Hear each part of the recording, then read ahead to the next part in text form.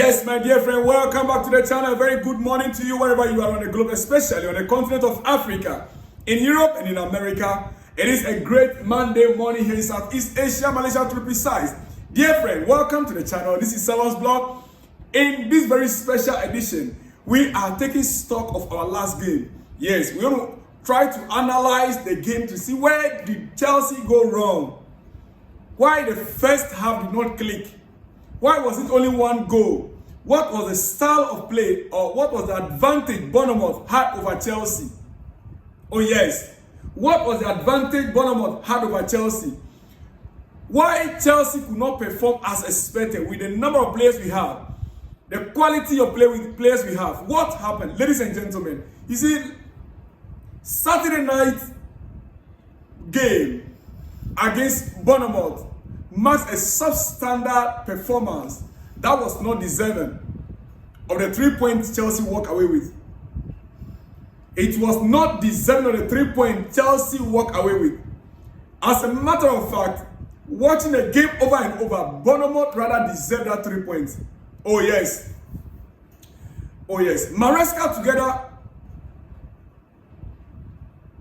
with his players, they could not gather momentum in the early part of the game. And it looks like until now, Chelsea, being the 6th game of the season under this new coach, the 6th game we played in this season so far, 4 in the Premier League, 2 Conference League games, we are not yet able to gather momentum in the league. Now, in this detailed analysis that I made, I will cover all areas of our Saturday night display, from tactical and performance analysis. And I will give my own perspective. Let's start. I will not take much of your time. I'm going to be very brief, highest 10 minutes. So I want you to follow me. Now, right now, as you can see on your screen, both sides featured particular players. And Chelsea, we made use of certain players that since the start of the season, we've not made use of. Oh yes. And I'll tell you why. Player availability played a role. Player availability played a role in the lineup as Viega made his first start for Chelsea since Fernandes and Louisbury Hall. Louisbury Hall were ill. Gusto also did not make the team due to an injury, which saw Disasi play as right back. Disasi now played as right back because Gusto was also injured. So Enzo Fernandes and KDH, Louisbury Hall was also ill. Fernandes was also ill. So therefore, we made use of Viega in that midfield area. And in the place of Gusto, we used Disasi as our right back. Take note of that. Therefore, Kukurela was deployed. Kukurela was deployed higher up in the lineup. Kukurela was now then deployed higher up the field. Now, meanwhile, Bournemouth's team, or Bournemouth itself, is as one of the most intense pressing teams this season in the league. Bournemouth, they are one of the most intense pressing teams this season in the league. Oh yes. They are relentless in their attack. Their hybrid pressing system aims to force turnovers in the attacking and middle third. They are very good. They've trained themselves with this new coach. They've trained themselves. They are very intense in their pressing. And their pressing is hybrid to force a turnover. Listen, you see, they look immediately to hurt the opposition. Whenever they start a game, they look immediately to hurt. Their aim is to just to create havoc. Immediately, they don't start game, they always look immediately to hurt the opposition, especially in transition areas. You see, when Chelsea had the ball, each time we have the ball, we attempted to play out from the goal kick. We always attempt to play out from the back, from the goalkeeper. Bournemouth executed high pressing. They always executed high pressing, and therefore, whenever we are trying to play from back, their formation is said that they press us and we are unable to play our usual game from back because they are always up there. That's how they are structured. Bournemouth. Now, a front two that pressed from Bournemouth, a front two pressing from Bournemouth. That Chelsea centre backs with one player carrying out a shadow marking rule. Bournemouth, they come up two pressing up front, forcing our centre backs to withdraw. And the rest of the team going man to man. When two of Bournemouth's players are attacking, they are pressing our defensive line. The rest of their players goes one man to man. Means that when we have the ball from our goalkeeper, we want to attack. The way we want to press from behind, from the goalkeeper to our left back or right back or to centre back, we are not able to do that. Because they already have man to man with two forwards attacking. What I'm telling you right now, I have the graphs I could show you. I'm not too sure the time will permit us, but you can go back and watch the game carefully. Nonetheless, Chelsea barely managed to string accurate short passes from the back. That is what made Chelsea not to be able to, get accurate passes from behind, from back, whenever we had the ball. And we were constantly forced to play long balls. In those area duels especially, Bournemouth predominantly came out on top. In the first half, Bournemouth came up on top because of the way they were pressing, making sure that they still fall us from behind. We could not play our game from the back. Now, other times, Chelsea either won a foul in the middle third, or sometimes we managed to play over or around the Bournemouth press to create a chance on the opposite end. However, it was hard to find a play where Chelsea played the ball effectively through the third from the build-up. It was difficult. It was hard to find a play in Chelsea's style where we were able to, play our normal passes and find ourselves in the final third, if not for long ball.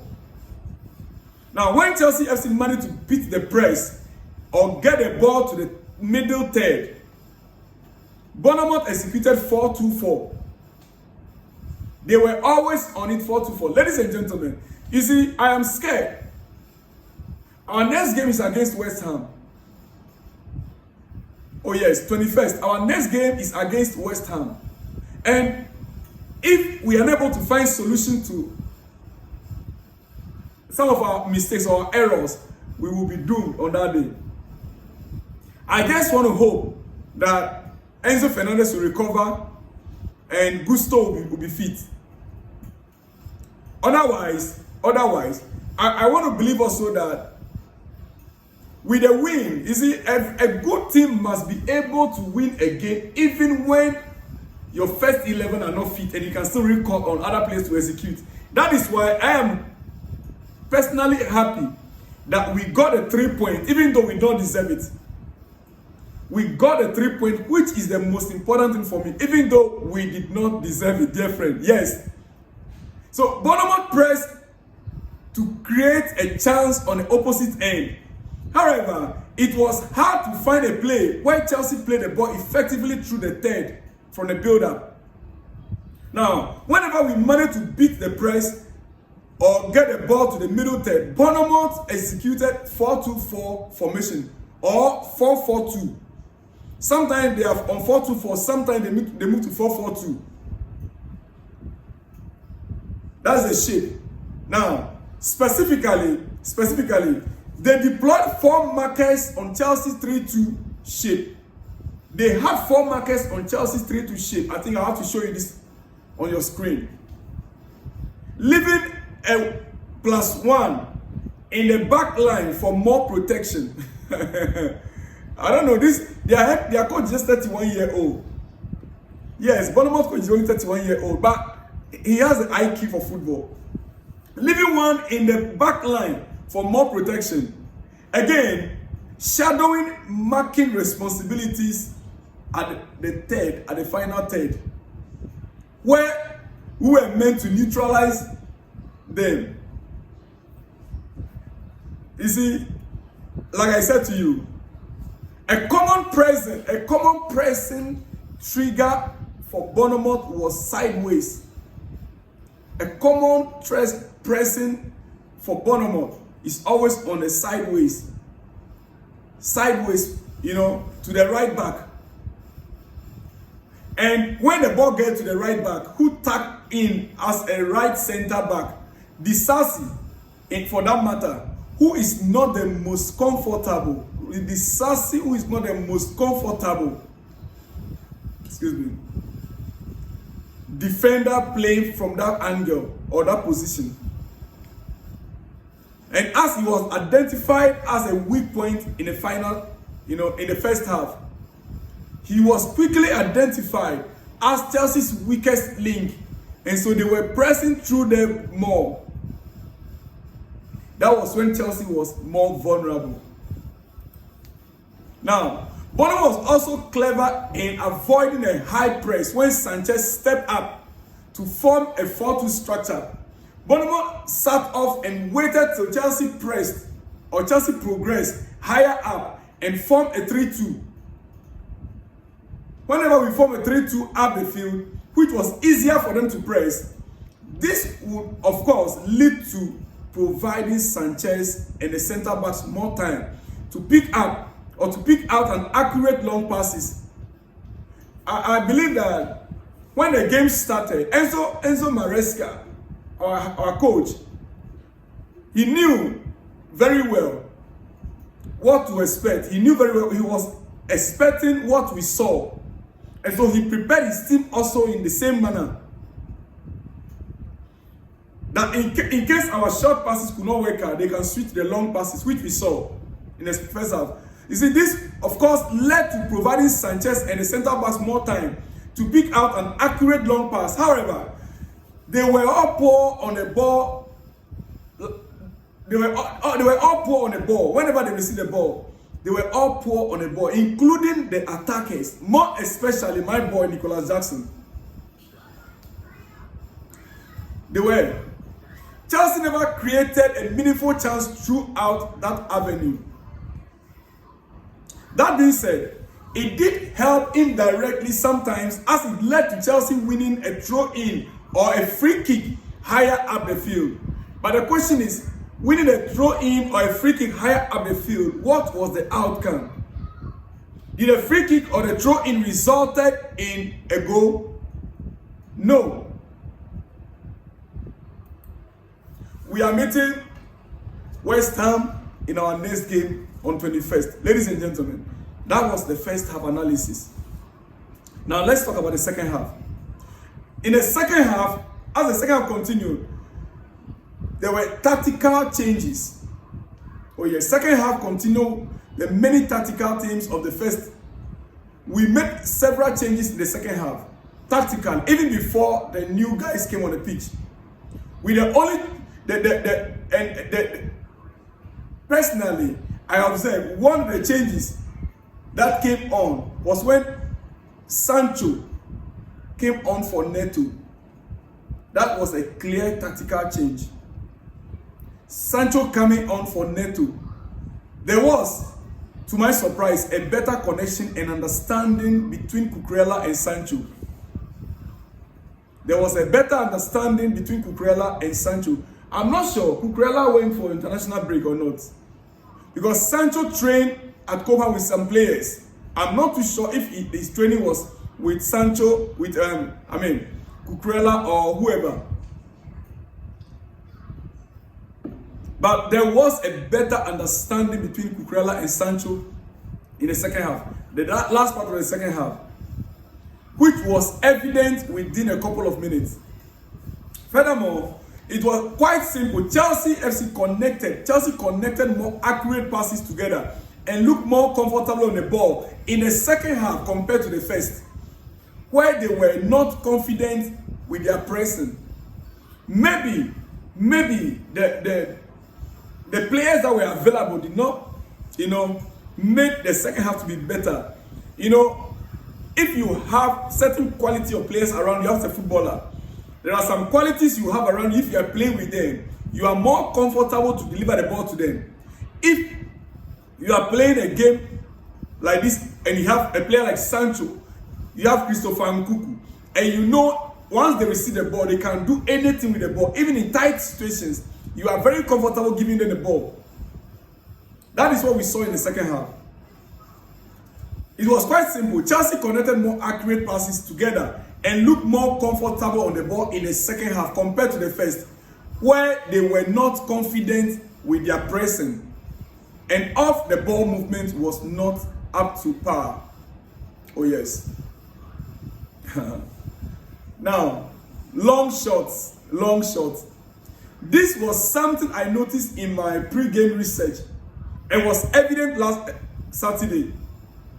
You see, Irola encourages his side. Irola is the head coach of Bournemouth. He encourages his side to take long shots whenever they see an opportunity within the Chelsea area. Bournemouth came close to scoring from long-range efforts by Tavernier as well. They came close to scoring from those long range. Now, what happened? Sancho's influence was vital. No doubt about it. In Chelsea's 6-2 victory over Wolves, you remember very well, in our 6-2 victory over Wolves, Maresca evidently wanted his team to build through the left to then isolate Madueke and Palmer on the right, if you remember very well. In the second half against Bournemouth, Maresca tried the opposite approach as Madueke and Palmer weren't clicking. So instead of using the right side, where we won the game against Wolves 6-2, this time around, because both Madueke and Palmer wasn't clicking on the day, he switched that formation, that style to the left, where Sancho was now playing from against Bournemouth. Maresca tried the opposite approach as Madueke and Palmer weren't clicking. Sancho, on the other hand, kept delivering whenever he received the ball on the left flank constantly. He kept delivering the ball constantly. That last 10 minutes, the game swung in Bournemouth's favor, which forced Maresca to make more changes. Felix and Tosin replacing Madueke and Disasi. Now, Palmer played at right wing. Felix and Tosin at centre back. And then Fofana at right back. Oh yes. Because when we started the game, this wasn't the start. But as soon as Sancho came on, things began to click. And all these players came on. Tosin came on, Felix came on, and you could see clearly the difference in that last final 10-15 minutes of the game. The game swung in Bournemouth's favor before those changes were made. Remember that? All right. You see, this switch played in Chelsea's favor as they were able to bypass Bournemouth's front line press with direct channel balls into the feet of the center attackers, Chelsea strikers, which, of course, we know. We know, but then Nicolas Jackson was not able to deliver. Therefore, we brought in Christopher Nkunku. There was also more space between the lines. Around the 65th minute, Bournemouth pressing intensity understandably began decreasing, which opened up more space for Chelsea to attack around the 65th minute. Now, before I let you go, I'm concluding. In more general terms, Chelsea gained a better foothold on proceedings as they control possession in more dangerous zones in Bournemouth's half. Sancho isolated against Bournemouth right back was the most profitable route to go. Sancho's isolation against Bournemouth right back was the most profitable route to go as he grew into an influential asset for Chelsea. Oh yeah. Dear friend, I will encourage you, go back and watch the full video. Sancho, in 45-minute play, 1 assist, 2 key passes, 1 big chance created, 92% pass accuracy, 2 out of 4 successful take-ons, 2 out of 4 ground balls won, 100% successful long balls, 100% successful long balls made by Sancho. Dear friends, he made the assist to show us who he is.